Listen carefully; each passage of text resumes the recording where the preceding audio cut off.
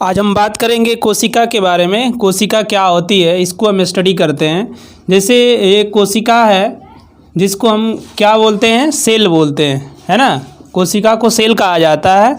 लेकिन कोशिका की खोज जो पहली बार किया गया था उसके बारे में हम देखते हैं। लेकिन उससे जानने से पहले हम ये जानते हैं कि कोशिका है क्या।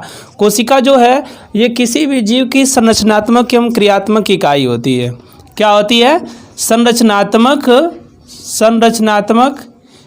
एवं क्रियात्मक इकाई होती है। क्या होती है? संरचनात्मक एवं क्रियात्मक इकाई है ये कोशिका, है ना। दूसरी चीज़ ये है कि जो कोशिका है इसकी कोशिका की जो खोज किया गया था वो पहली बार किसके द्वारा किया गया था? तो कोशिका की खोज रॉबर्ट हुक ने किया था। रॉबर्ट हुक ने 1665 ईस्वी में किया था। 1665 ईस्वी में किया था रॉबर्ट हुक ने कोशिका की खोज। और इन्होंने क्या किया था कि एक मृत कोशिका की खोज किया था। वो कौन सी कोशिका थी? मृत कोशिका ने डेड सेल की खोज जो किया गया था वो इनके द्वारा किया गया था, रॉबर्ट हुक के द्वारा 1665 में। और इन्होंने क्या किया था कि एक कार्क लिया था और कार्क का सेक्शन किया था। और सेक्शन करने के बाद माइक्रोस्कोप से देखा तो उन्हें बहुत सारे छोटे छोटे रिक्त स्थान दिखाई दिए, खाली डब्बे दिखाई दिए।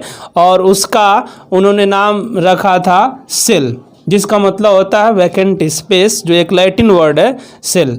दूसरी चीज़ हम बात करते हैं और दूसरे साइंटिस्ट एक और हैं जिनका नाम है एंटोन वान लीवेनहॉक, है ना। एंटोन वान लीवेनहॉक।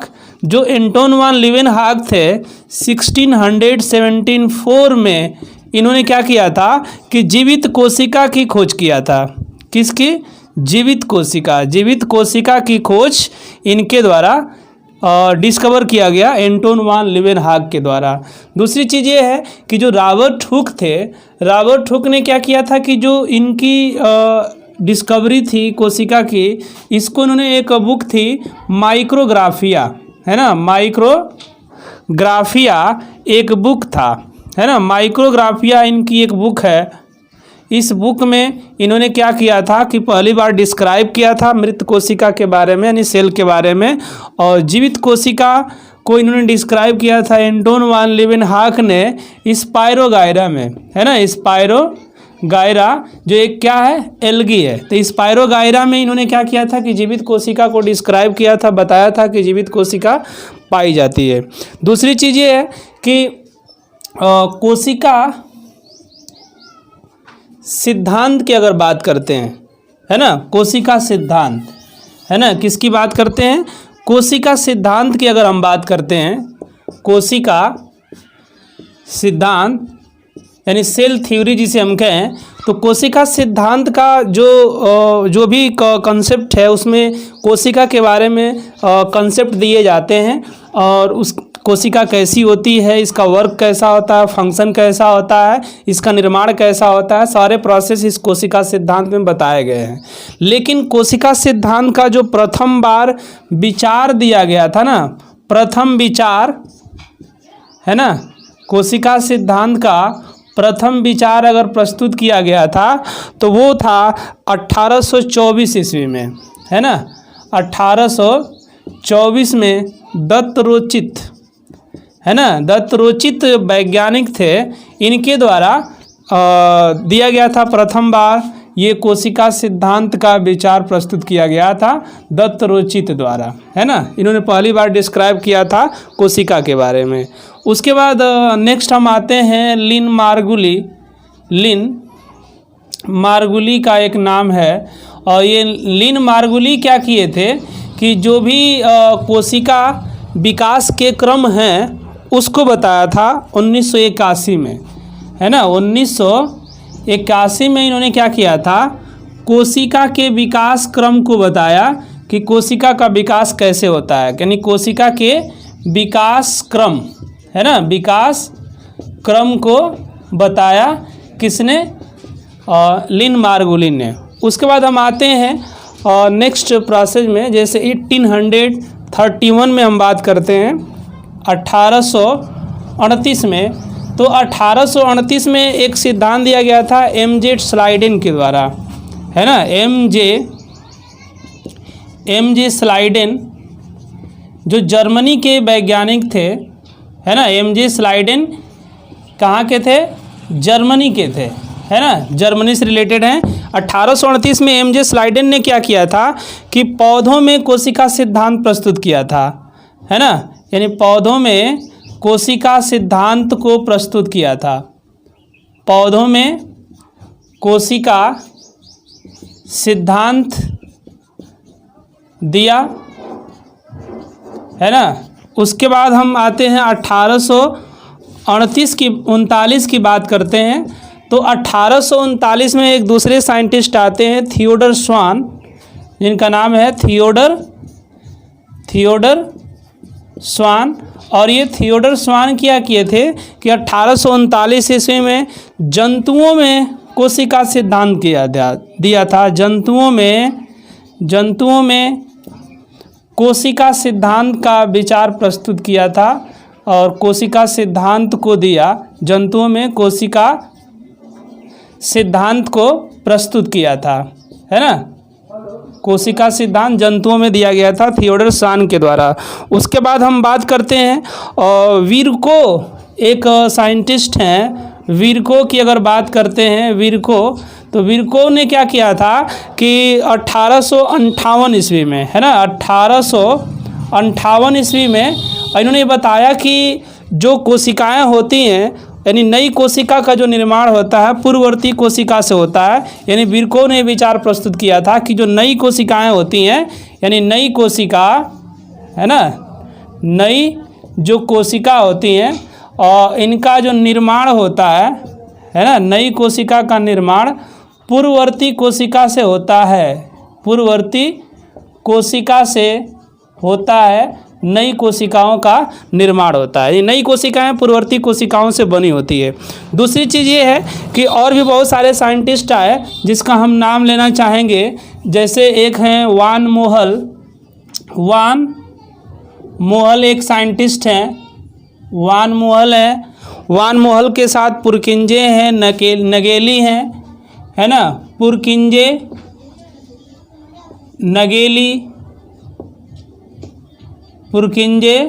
नगेली और एरिन शेरमार्क यानी रिमार्क।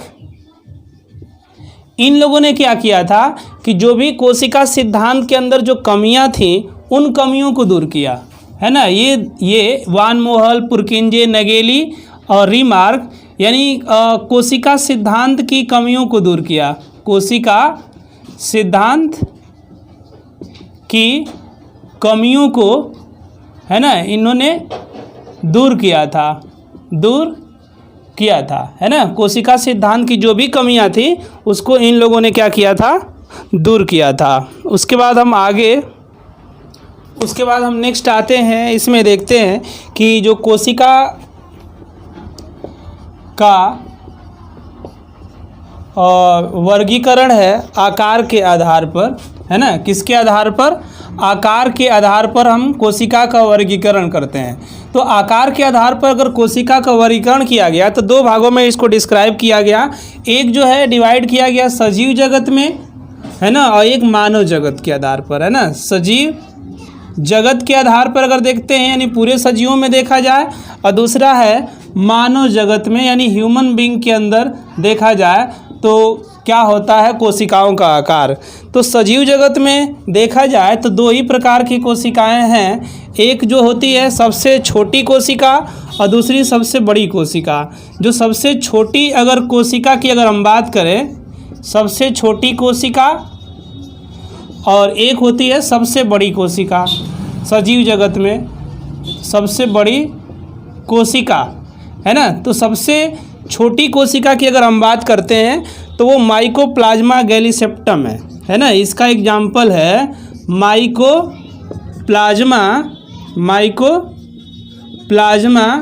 गैलीसेप्टम, है ना। माइकोप्लाज्मा गैलीसेप्टिकम जो है ये सबसे छोटी कोशिका होती है पूरे सजीव जगत में, है ना।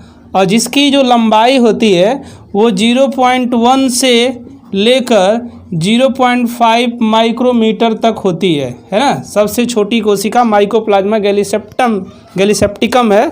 उसके बाद हम बात करते हैं सबसे बड़ी कोशिका की, तो इसका एग्जाम्पल आता है ऑस्ट्रिच एग है, यानी शुतुरमुर्ग का अंडा।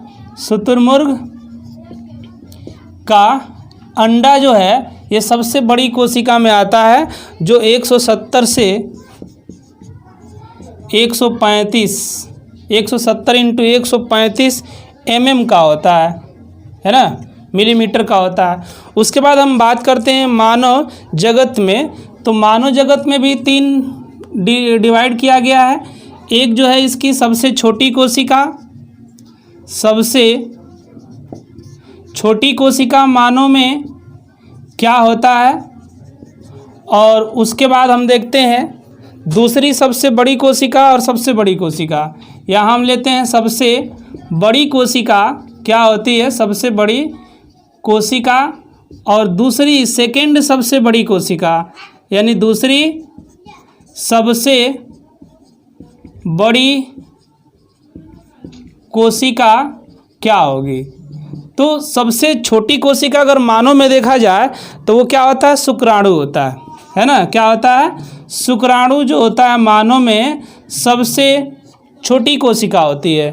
सबसे बड़ी कोशिका मानव में जो आता है वो क्या होता है, तंत्रिका कोशिका होती है। तंत्रिका कोशिका जो होती है सबसे बड़ी कोशिका है मानव जगत में।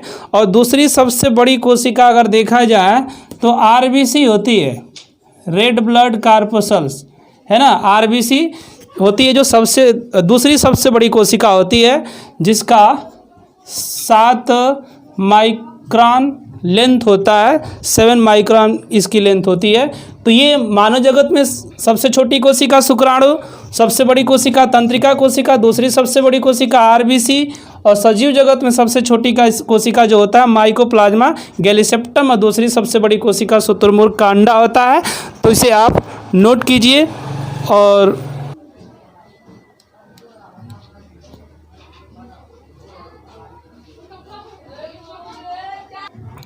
उसके बाद कोशिका को फिर हम डिस्क्राइब करते हैं। कोशिका को फिर से अगर डिस्क्राइब करते हैं, डिवाइड करते हैं, तो इसके 3 पार्ट होते हैं कोशिका के। एक जो होता है वो होता है कोशिका भित्ति। क्या होता है, कोशिका भित्ति होती है, जिसे हम सेल वाल कहते हैं, यानी कोशिका भित्ति एक होती है। दूसरा जो इसका पार्ट होता है वो जीव द्रव्य होता है। क्या होता है, जीव द्रव्य है ना। दूसरा इसका पार्ट है जीव द्रव्य, और तीसरा इसका पार्ट हम डिवाइड करते हैं तो वो होता है रिक्तिकाएँ। क्या होती है, रिक्तिकाएँ ये तीसरा पार्ट है ना।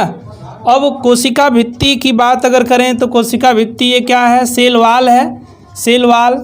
और ये इसको क्या कहा जाता है, प्रोटोप्लाज्म कहा जाता है, और इसको क्या कहा जाता है, वैक्यूल कहा जाता है ना। ये क्या है, वैक्यूल है।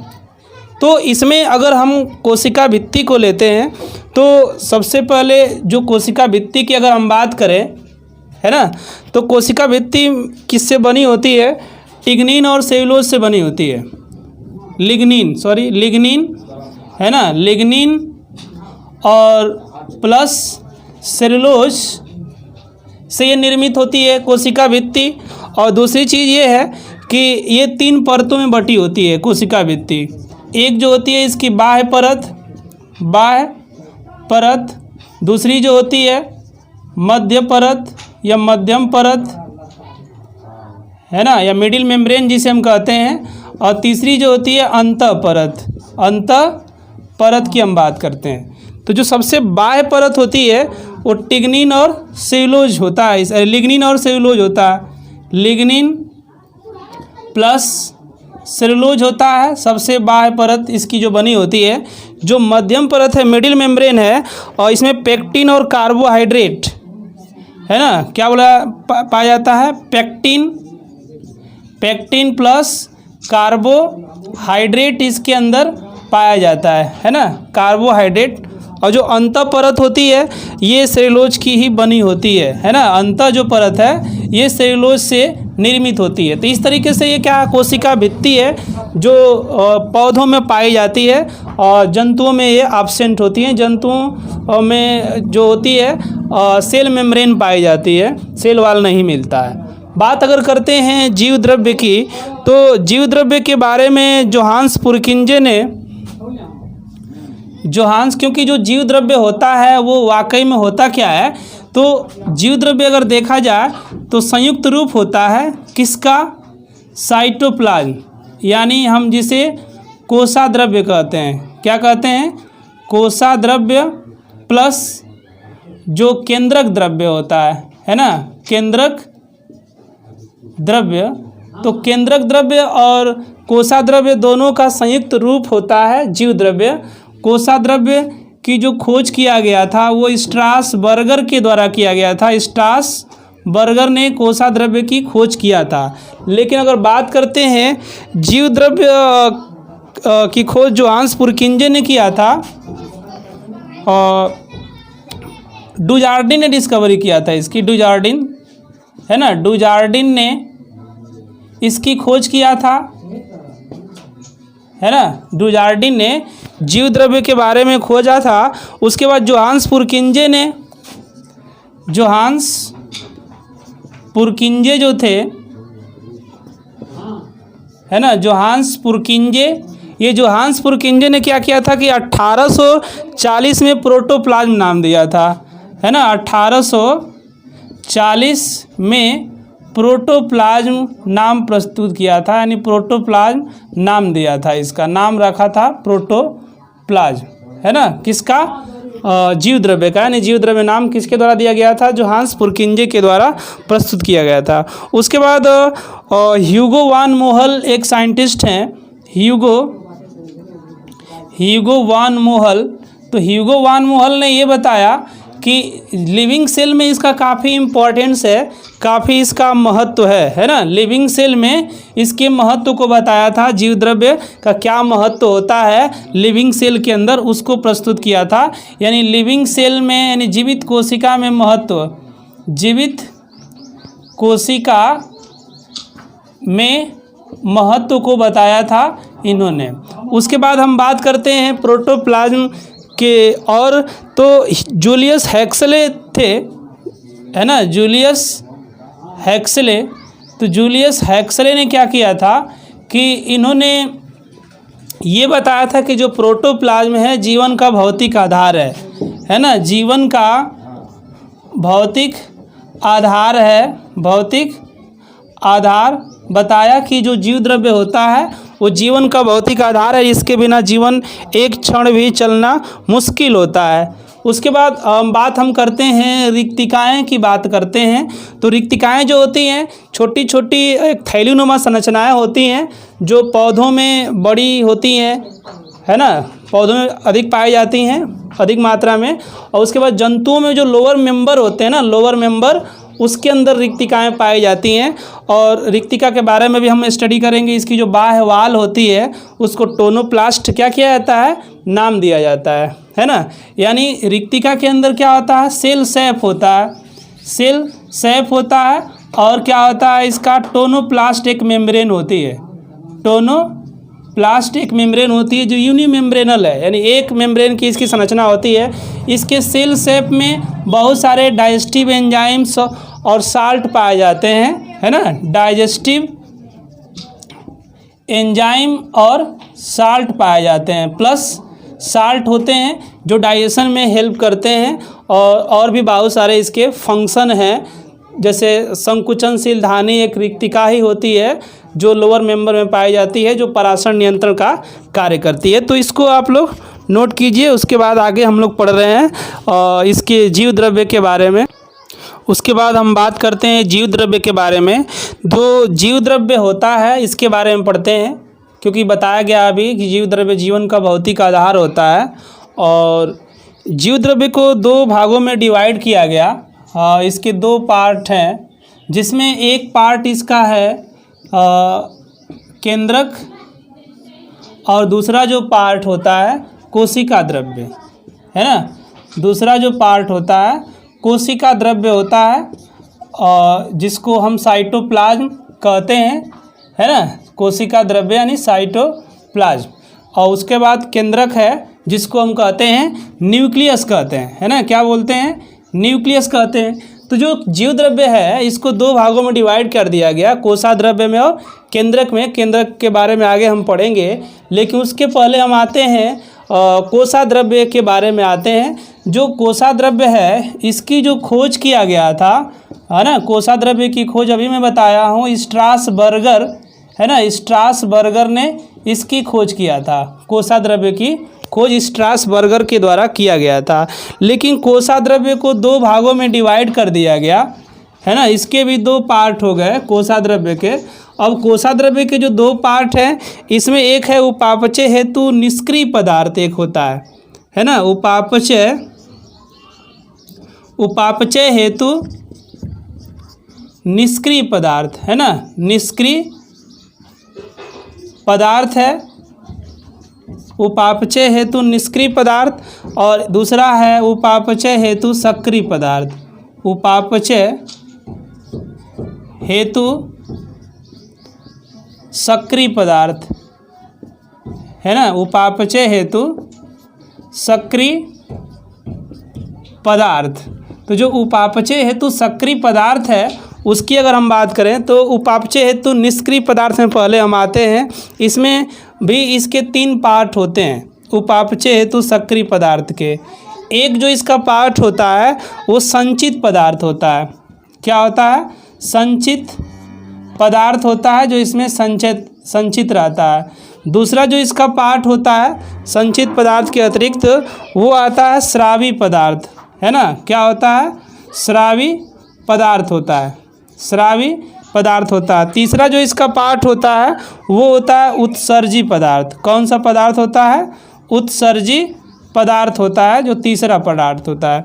उसके बाद अगर हम बात करते हैं इसके संचित पदार्थ की, अगर हम बात करें तो संचित पदार्थ में क्या क्या होता है, जैसे अगर एक जो होता है नाइट्रोजनी पदार्थ, नाइट्रोजनी पदार्थ एक है संचित पदार्थ में। तो नाइट्रोजनी पदार्थ में क्या क्या आता है? एमिनो एसिड है, प्रोटीन है, इसके एग्जाम्पल, है ना, एमिनो एसिड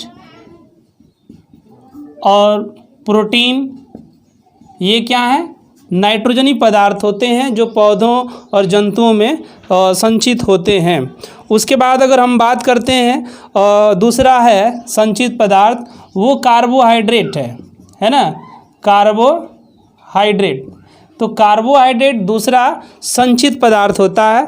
कार्बोहाइड्रेट में दो होते हैं, एक जो होता है घुलनशील होता है कार्बोहाइड्रेट, यानी घुलनशील, एक होता है घुलनशील और दूसरा होता है अघुलनशील।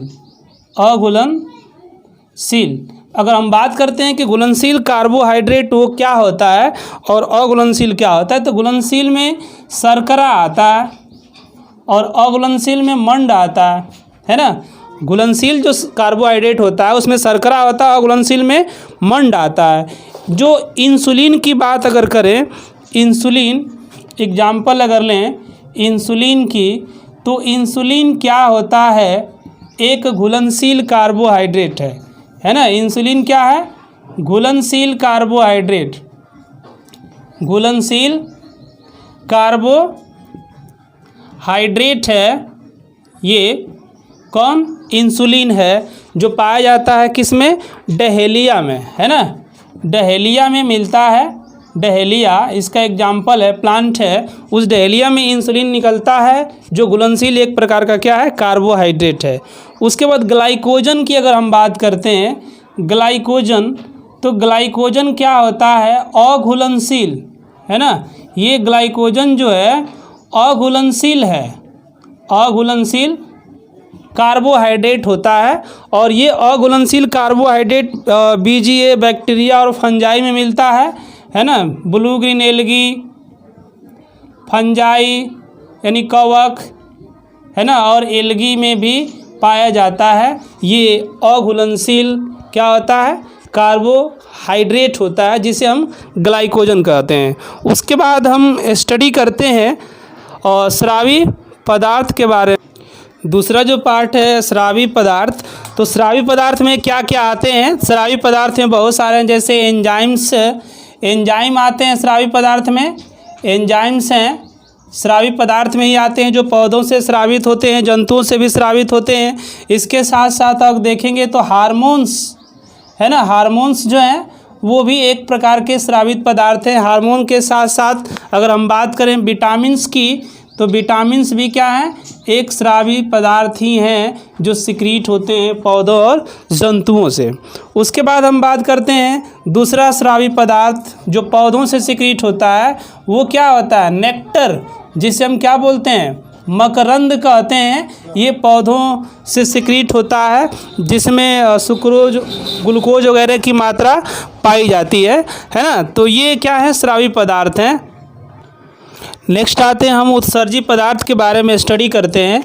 एक्सक्रीटरी मटेरियल है, ये क्या है? पौधों या जंतुओं से सिक्रीट होने वाला एक्सक्रीटरी मटेरियल है ना, यानी एक्सक्रीट करता है, या वेस्ट प्रोडक्ट इनका कहा जाए तो भी हम कह सकते हैं। जैसे इसमें अगर उत्सर्जी पदार्थ में अगर हम देखें, फर्स्ट लेते हैं तो फर्स्ट हम लेते हैं एल्केलाइड्स। क्या है? एल्केलॉइड्स है ना। एल्केलॉइड जो होते हैं ये फर्स्ट इनका क्या है? उत्सर्जी पदार्थ है। अब एल्केलॉइड्स में बहुत सारे आते हैं, जैसे एल्केलॉइड्स में क्विनीन एक आता है ना, एक क्विनीन होता है, और ये सिनकोना की छाल से निकलता है ना। कहाँ से निकलता है? सिनकोना पौधा है, सिनकोना की छाल से निकलता है, जिसमें बुखार में इसका यूज किया जाता है।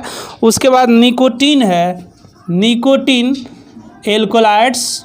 ये जो निकोटीन एल्कोलाइड्स है ये तंबाकू की पत्ती है ना, जो तंबाकू होता है, तंबाकू की पत्ती से पाया जाता है ना, निकाला जाता है, निकोटीन होता है दूसरा एल्कोलाइड। उसके बाद हम आते हैं कैफ़ीन है ना।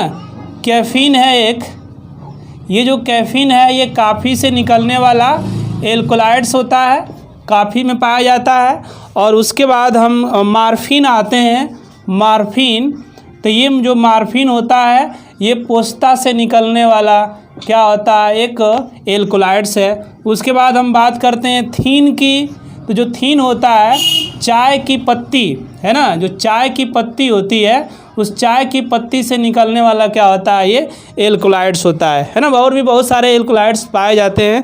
दूसरा हम बात करते हैं और इसेंशियल आयल्स है ना, इसेंशियल आयल्स होता है, इसेंशियल आयल्स, इसेंशियल्स आयल्स है ना। ये दूसरा इसका उत्सर्जी पदार्थ हो सकता है।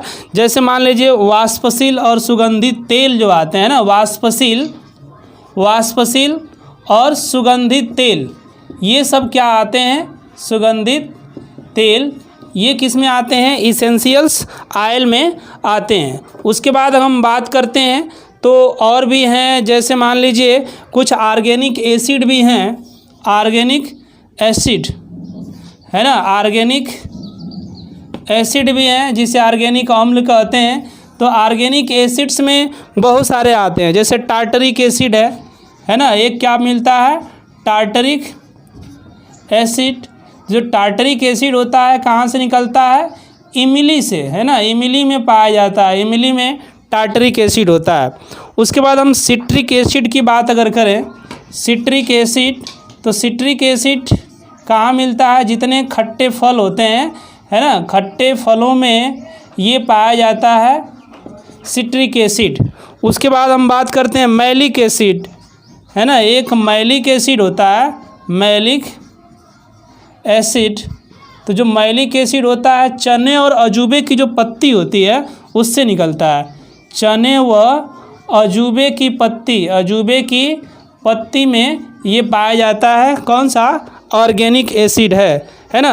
उसके बाद अगर हम नेक्स्ट बात करते हैं टैनिन, टैनिन एक है, इसका एक उत्सर्जी पदार्थ है टैनिन है ना, बहुत सारे आप देखे होंगे, टैनिन आता है उत्सर्जी पदार्थ। उसके बाद अगर हम बात करते हैं इसमें तो लेटेक्स भी आता है, लेटेक्स टेनिन हो गया, लेटेक्स हो गया, ये सब क्या है, इसके उत्सर्जी पदार्थ होते हैं, है ना। टेनिन है, लेटेक्स है, जिनका काफ़ी यूजेज है, ये सभी उत्सर्जी पदार्थों में आते हैं।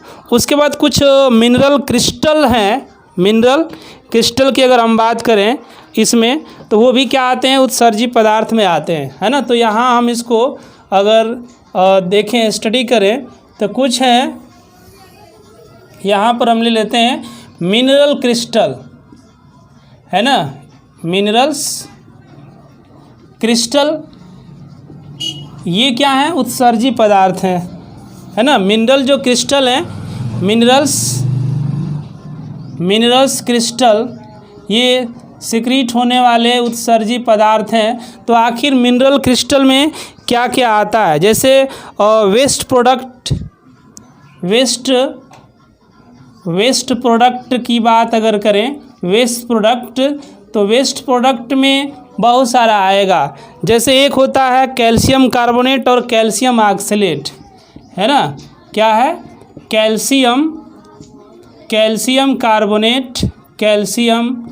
कार्बोनेट एक मिनरल क्रिस्टल है, कार्बोनेट, और दूसरा है कैल्शियम ऑक्सलेट, है ना। कैल्शियम ऑक्सलेट जो है ये दूसरा मिनरल क्रिस्टल है, और इनके वजह से जैसे पथरी वगैरह हो जाता है, अगर जो पानी कम यूज करते हैं, तो मिनरल क्रिस्टल के रूप में यानी कैल्शियम कार्बोनेट और कैल्शियम ऑक्सलेट ये जमा होने लगते हैं। जो कैल्शियम कार्बोनेट के क्रिस्टल हैं, है ना, कैल्शियम कार्बोनेट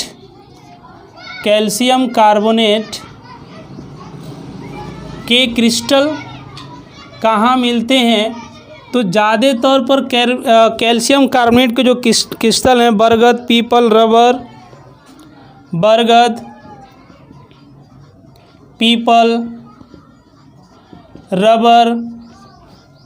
है ना। जो बरगद होता है, पीपल होता है, रबर होता है, उसकी पत्तियों में अंगूर के गुच्छों के रूप में पाए जाते हैं, है ना। पत्तियों में, है ना, बरगद, पीपल और रबर में पत्तियों में अंगूर के गुच्छे के रूप में पाए जाते हैं, और बाह्य कोशिकाओं में पाए जाते हैं, जिन्हें सिस्टोलिथ कहते हैं, है ना। अंगूर के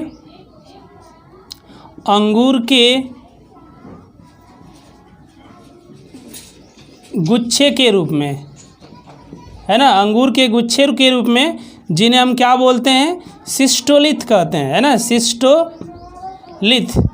तो सिस्टोलिथ क्या होता है कि जब कैल्शियम कार्बोनेट के जो क्रिस्टल हैं, बरगद, पीपल, रबर की पत्तियों में, बाह्य कोशिकाओं में एक गुच्छे के रूप में पाए जाते हैं, तो उन्हें हम सिस्टोलिथ कहते हैं। उसके बाद नेक्स्ट आता है रैफिड्स एक होता है ना। तो जो रैफिड्स होता है, ये जलकुंभी और अरवी की कोशिकाओं में मिलता है ना। कहाँ पर मिलता है, जलकुंभी, है ना, जलकुंभी व अरवी की कोशिकाओं में, अरवी में मिलता है, जलकुंभी और अरवी में पाया जाता है ये उसकी कोशिकाओं में। उसके बाद स्फेरेफाइड है, एक स्फेरेफाइड है। तो जो स्फेरेफाइड है, ये भी क्या है, एक मिनरल क्रिस्टल होता है, और ये स्टार की आकृति के होते हैं, और रिक्तिका और ल्यूमेन में पाए जाते हैं, है ना। स्टार शेप, रिक्तिका, है ना, रिक्तिका व ल्यूमन में मिलते हैं, है ना। रिक्तिका और ल्यूमन में पाए जाते हैं, जो स्टार शेप स्फेराइड होते हैं। पिस्टिया के फिलोक्लेड कहाँ ये मिलते हैं, है ना। एग्जाम्पल है, जो पिस्टिया एक पौधा होता है, पिस्टिया के फिलोक्लेड में पाया जाता है। फिलोक्लेड जानते हैं, उसके पत्ती का पार्ट होता है। तो पिस्टिया के फिलोक्लेड में स्फेरेफाइड पाए जाते हैं, और पपीते के पर्णवृंत, है ना, और पपीते के पर्णवृंत, जिसको पेटियोल कहते हैं, पर्णवृंत में ये पाए जाते हैं स्पेरिफाइड। तो इस तरीके से ये क्या है, उत्सर्जी पदार्थ हैं जो पौधों से सिक्रीट होते हैं अधिक मात्रा में, जिनका काफ़ी यूजेज है, इसे आप नोट कर सकते हैं। अब आते हैं उपापचय के सक्रिय पदार्थ के बारे में स्टडी करते हैं कि उपापचय के सक्रिय पदार्थ या सक्रिय कोशिकांग क्या क्या हैं। तो इसमें अगर फर्स्ट आते हैं हम उपापचय के सक्रिय कोशिकांग में, तो फर्स्ट हम बात करते हैं इसकी तारक काय, जिसे हम सेंट्रोसोम कहते हैं, है ना। तारक काय है ये, जिसे सेंट्रोसोम कहा जाता है। ये उपापचय का सक्रिय कोशिकांग इसे हम कह सकते हैं। इसकी खोज जो किया गया था, इसकी खोज टी बावेरी, है ना, टी बावेरी ने इसकी खोज किया था, वो भी 1888 ईस्वी में, है ना। 1888 में इन्होंने क्या किया था, तारक काय की खोज किया था। ये सेल डिवीज़न में पार्टिसिपेट होता है। कहाँ, सेल डिवीज़न, यानी जिसे हम कोशिका विभाजन कह सकते हैं, सेल डिवीज़न में पार्टिसिपेट होता है, यानी भाग लेता है सेल डिवीज़न में, सेल डिवीज़न में पार्टिसिपेट होता है। उसके बाद हम दूसरा आते हैं सक्रिय कोशिकांग उपापचय के, तो उसमें हम बात करते हैं ER की, यानी एंडोप्लाज्मिक रेटिकुलम की। जो एंडोप्लाज्मिक रेटिकुलम है, इसकी जो खोज किया गया था, है ना, इसकी खोज एंडोप्लाज्मिक रेटिकुलम की जो खोज किया गया था, एल्बर्ट क्लाउड और कीथ पोर्टर ने किया था 1945 में, है ना। एल्बर्ट क्लाउड और कीथ पोर्टर, है ना, एल्बर्ट क्लाउड और कीथ पोर्टर ने क्या किया था, इसकी खोज किया था, किसकी, एंडोप्लाज्मिक रेटिकुलम की। दूसरी चीज़ ये है कि बैक्टीरिया और बीजीए में एब्सेंट होता है, बैक्टीरिया और बीजीए यानी ब्लू ग्रीन एल्गी में अनुपस्थित होता है, ये नहीं पाया जाता है ना, अनुपस्थित होता है, नहीं पाया जाता है। सीधा सीधा कहेंगे प्रोकैरियोटिक कोशिकाओं में ये क्या होता है, एब्सेंट होता है। लेकिन आरबीसी के अंदर ये पाया जाता है, आरबीसी में उपस्थित होता है ना, आरबीसी में ये पाया जाता है क्या, ER, अंतःद्रव्यी जालिका जिसे हम कहते हैं। जो ER होता है दो प्रकार का होता है, एक जो होता है स्मूथ एंडोप्लाज्मिक रेटिकुलम और दूसरा जो होता है रफ एंडोप्लाज्मिक रेटिकुलम। जो स्मूथ एंडोप्लाज्मिक रेटिकुलम होता है, ये लिपिड और फैट का सिंथेसिस करता है, फैट का, लिपिड व फैट का संश्लेषण, यानी इसे हम वसा कहते हैं, इसका संश्लेषण करता है ये। और उसके बाद हम बात करते हैं ER, तो ये प्रोटीन का सिंथेसिस करता है, प्रोटीन का संश्लेषण ये करता है, कौन, ER, यानी रफ एंडोप्लाज्मिक रेटिकुलम। उसके बाद हम बात करते हैं नेक्स्ट की, तो वो है गोल्जी बॉडी, है ना। किसकी हम बात करें, गोल्जी बॉडी की बात अगर करते हैं, है ना, इसे गोल्जी कॉम्प्लेक्स भी कहा जाता है, बहुत सारे नाम हैं। इसकी खोज जो किया गया था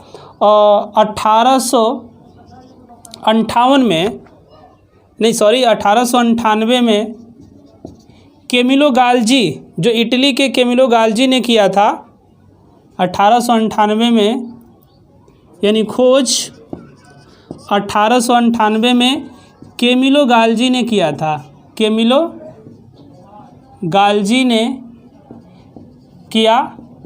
और इसके लिए इनको क्या किया था, 1906 में नोबेल प्राइज़ मिला, 1906 में नोबेल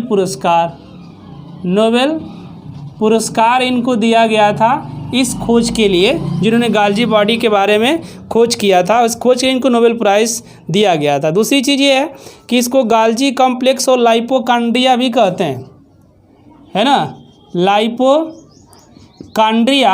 है ना, लाइपोकांड्रिया या गाल्जी कॉम्प्लेक्स भी इसको कहा जाता है, गाल्जी कॉम्प्लेक्स, है ना, गोल्जी कॉम्प्लेक्स भी कहते हैं इसको, लाइपोकार्डिया गोल्जी कॉम्प्लेक्स कहते हैं। दूसरी चीज़ ये है कि प्लांट सेल में इसे डिक्टियोसोम कहा जाता है ना, प्लांट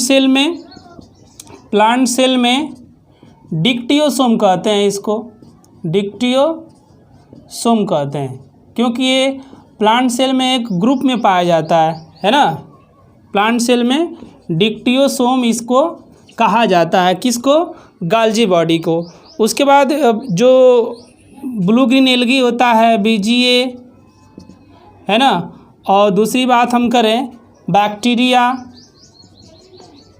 है ना, बीजीए हो गया, बैक्टीरिया हो गया, माइकोप्लाज्मा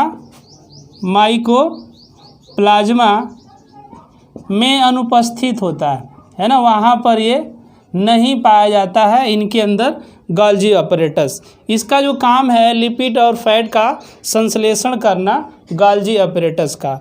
उसके बाद हम बात करते हैं लाइसोसोम की, है ना, किसकी बात करें, लाइसोसोम की अगर हम बात करते हैं, यहाँ से इधर हम ले लेते हैं लाइसोसोम की अगर हम बात करते हैं तो जो लाइसोसोम है इसकी खोज डी डुबे ने किया था, है ना, लाइसोसोम की खोज और डी डुबे ने 1955 में किया था, 1955 में, है ना, 1955 में डी डुबे ने क्या किया था कि लाइसोसोम की खोज किया था। और इसके अतिरिक्त ये है कि mitochondria, prokaryotic cell, liver cell और मेरिस्टेमिक सेल में भी ये पाया जाता है ना, ये कहाँ मिलता है, माइटोकॉन्ड्रिया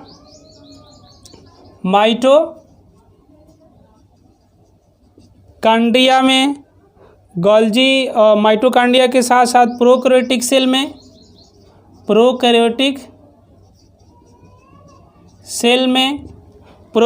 सेल के साथ अगर बात करें तो उसके बाद लीवर सेल और मेरिस्टेमिक सेल में प्रेजेंट होता है,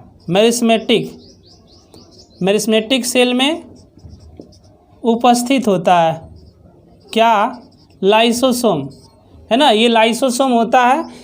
इस लाइसोसोम को आत्मघाती थैली भी कहा जाता है ना, आत्मघाती थैली भी कहा जाता है लाइसोसोम को, सुसाइड बैग भी इसे कहते हैं। दूसरी चीज़ ये है कि अब बात हम करते हैं माइटोकॉन्ड्रिया की, यहीं पर माइटोकॉन्ड्रिया की अगर हम बात करते हैं, माइटोकॉन्ड्रिया, तो जो माइटोकॉन्ड्रिया है इसकी खोज 1850 में, है ना, 1850 में खोज 1850 में कोलिकर ने किया था, वो भी कहाँ पर किया था, जो कीट होते हैं ना उनकी रेखित पेशियों में, कीटों की रेखित पेशियों में इसकी खोज किया गया था माइटोकॉन्ड्रिया की। उसके बाद 1890 में रिचर्ड्स अल्टमान ने इसे बायोप्लास्ट नाम दिया। 1890 में रिचर्ड्स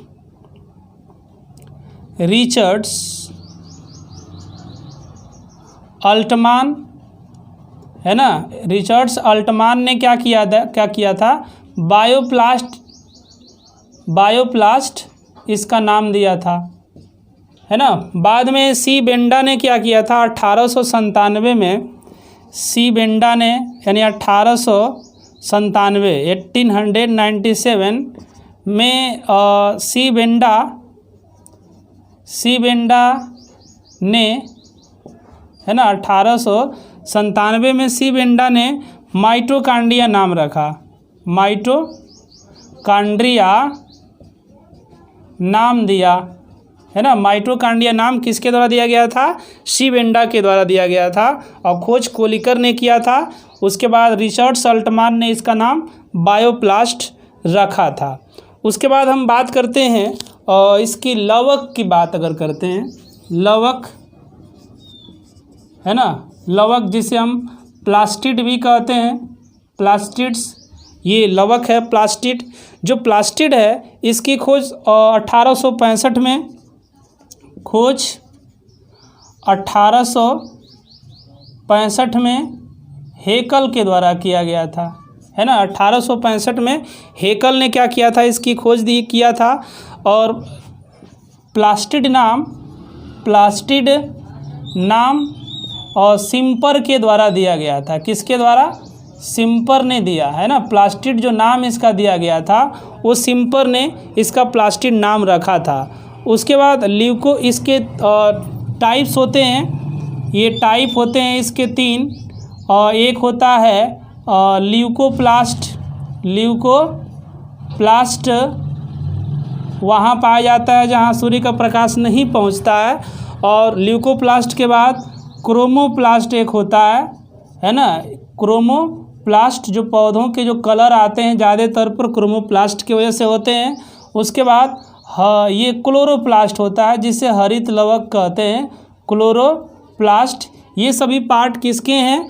लवक के ही पाए जाते हैं। दूसरी चीज़ ये है कि बीजीए फंजाई में एब्सेंट होते हैं, है ना। बीजीए और फंजाई में और बैक्टीरिया में एब्सेंट, है ना, ये नहीं पाए जाते हैं। बैक्टीरिया में भी एब्सेंट पाए जाते हैं। ये कौन है? जिसे हम बोलते हैं लवक। उसके बाद हम बात करते हैं राइबोसोम की। यहीं पर थोड़ा सा हम बात कर लें, नेक्स्ट पार्ट हम ले लें राइबोसोम्स की। अगर हम बात करें तो जो राइबोसोम्स है, राइबोसोम एक ऐसी क्लाउड, या हम कहें कि एक क्लाउड के द्वारा, है ना, एक क्लाउड्स ने क्या किया था कि 1943 में जो बेसोफिल्स होते हैं वो न्यूक्लिक एसिड होते हैं, उसने कहा कि इसके अंदर पाया जाता है एक क्लाउड ने बताया कि इसमें क्या होता है, बेसोफिल्स और इसके साथ साथ न्यूक्लिक एसिड होता है, प्लस न्यूक्लिक एसिड से संयुक्त कण है ये, है ना। न्यूक्लिक एसिड से संयुक्त कण, बेसोफिल और न्यूक्लिक एसिड राइबोसोम के अंदर क्या होते हैं, पाए जाते हैं। उसके बाद इसका नाम माइक्रोसोम नाम दिया, है ना। इन्होंने ही एक क्लाउड ने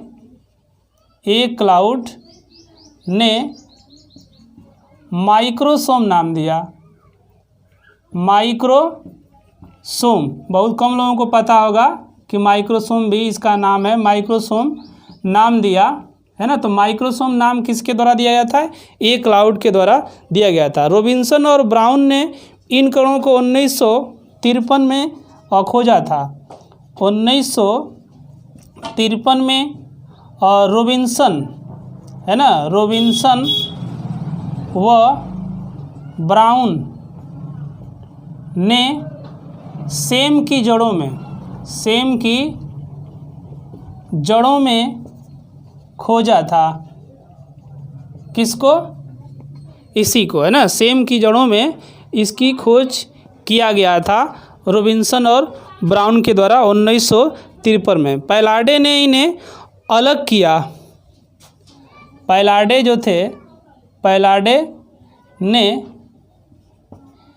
अलग किया था इन्हें, कहाँ से? सेम की जड़ों से सेपरेट किया, सेम की जड़ों से इसको, और जिसके लिए 1974 में नोबेल प्राइज़ भी दिया गया। 1974 में नोबेल प्राइज़ भी पाए, ये नोबेल प्राइज़ भी मिला।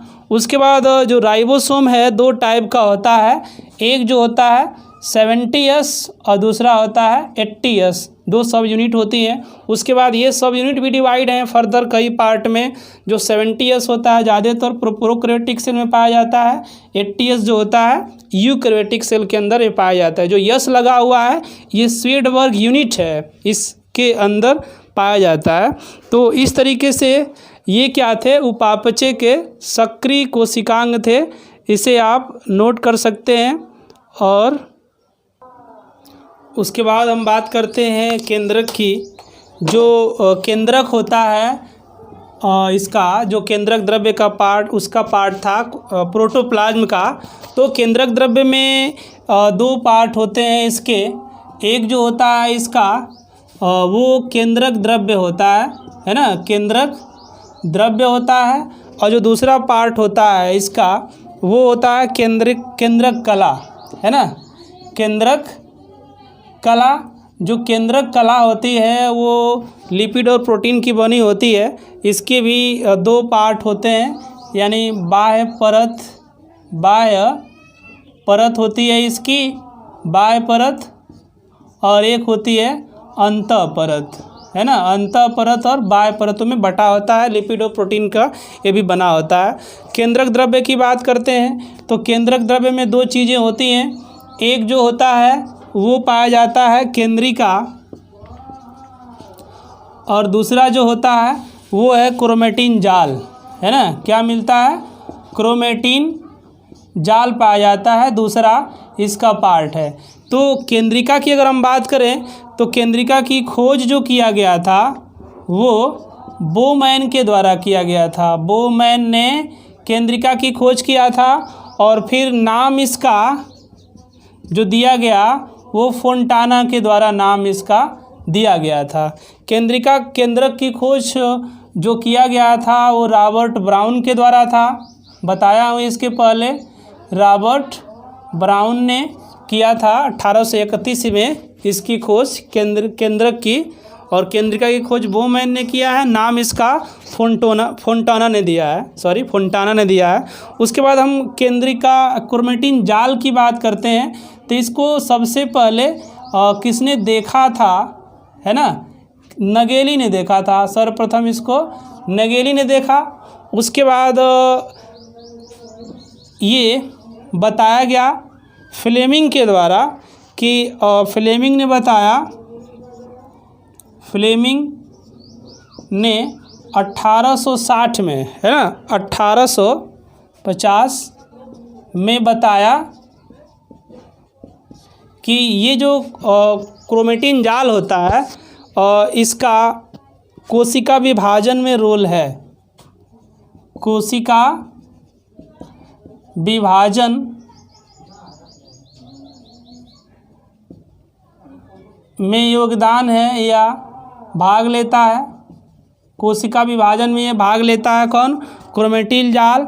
और इन्होंने क्रोमेटिन नाम दिया था। क्रोमेटिन नाम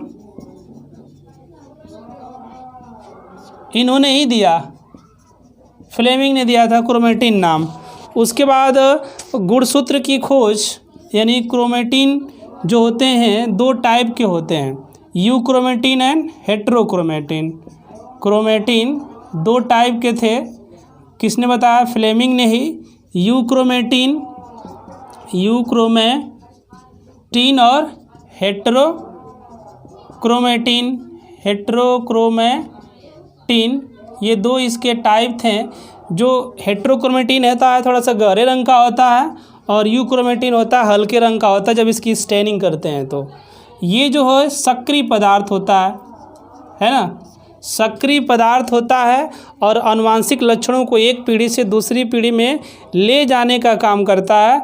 इसने को बताया था फ्रेडरिक मिक्सचर, है ना। फ्रेडरिक मिक्सचर ने बताया कि ये आनुवांशिक लक्षणों को एक पीढ़ी से दूसरी पीढ़ी में ले जाने का कार्य करता है।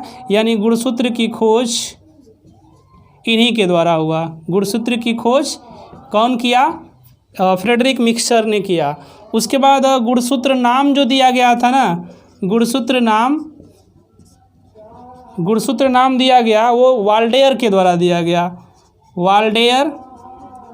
वाल्डेयर ने दिया था गुणसूत्र नाम, है ना। उसके बाद जो गुणसूत्र होता है वो डीएनए का समूह होता है, इसमें बहुत सारे डीएनए पाए जाते हैं। डीएनए का डबल हेलिक्स मॉडल 1953 में वाटसन और क्रिक ने दिया था, विल्किंस ने भी साथ दिया, जिसके लिए उन लोगों को नोबेल प्राइज़ दिया गया। तो इस तरीके से ये पूरा सेल के बारे में था, जो काफ़ी इम्पोर्टेंट्स है एग्ज़ाम व्यू से देखा जाए। अगर ये हमारी वीडियो आप लोगों को अच्छी लगा हो, पसंद हो, तो आप इसे सब्सक्राइब करें और शेयर ज़रूर करें, और कमेंट में भी लिखें। अगर अच्छा है तो मैं और अच्छे तरीके से, बेहतरीन तरीके से वीडियो आप लोगों को दूंगा। अब इसे नोट कर लीजिए।